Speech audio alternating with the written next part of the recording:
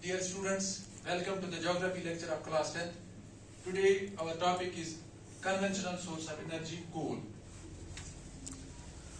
जैसा कि आप जानते हो, आज से बिलियंस ऑफ ईयर्स पहले ये जो आज हम कोल देख रहे हैं, यहाँ पे जो लो लाइंग एरियाज थे, अर्थ पे वेटलैंड्स, वहाँ पे डेंस फॉरेस्ट हुआ करते थे, डेंस वेजिटेशन.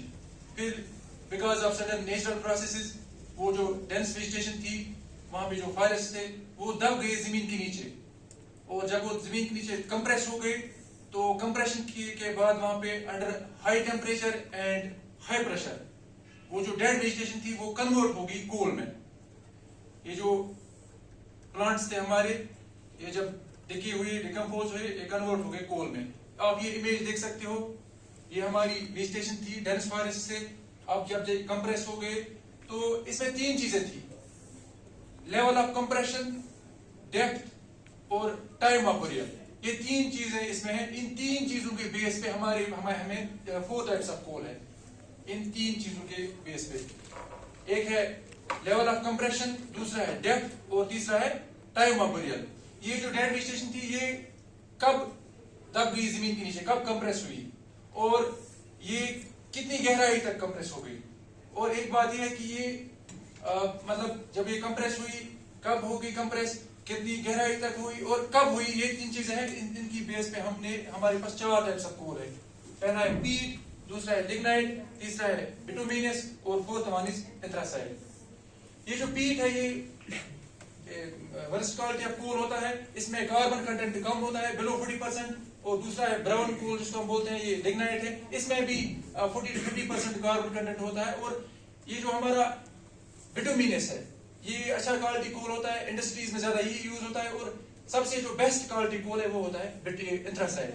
ये हमारी 4 टाइप्स ऑफ कोल हैं और आपने इनको देखा: पीट, lignite, bituminous and anthracite. Next, ये हमारा आप कोल देख सकते हो यहाँ से. एंथ्रासाइट बेस्ट क्वालिटी कोल है. हमने क्वालिटी की बेस पे 4 टाइप्स ऑफ कोल डिस्कस किए. अब हम देखेंगे on the base of age. हमारे पास 2 टाइप के कोल हैं जियोलॉजिकल एज. एक है हमारा Gondwana coal which is 200 million years old, और दूसरा है हमारा tertiary coal which is approximately 55 million years old. अब अगर हम अपनी कंट्री की बात करेंगे, हम आपके मैप दिखाएंगे. यहाँ पे ये वाला रीजन जो है दामोदर वैली, वेस्ट बंगाल, झारखंड जो रीजन है, दामोदर वैली में जो कोल पाया जाता है वो है गोंडवाना कोल. और यहाँ पे जो ये सोन या गोदावरी या वारदा वैलीज है, ये यहाँ पे भी पाया जाता है. ये क्या कहते हैं इसको, Gondwana coal which is the oldest coal, 200 million years old.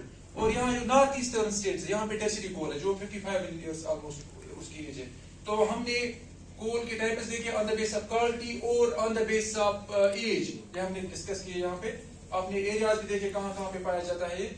अब जो हमारे मेन कोल फील्ड्स है, जारिया, रानीगंज, बोकारो, वो इसी दामोदर वैली में पाए जाते हैं. ये हमने देखे यहाँ पे. ये कोल फील्ड्स हमारे हैं, कुछ मेजर कोल फील्ड्स इसमें.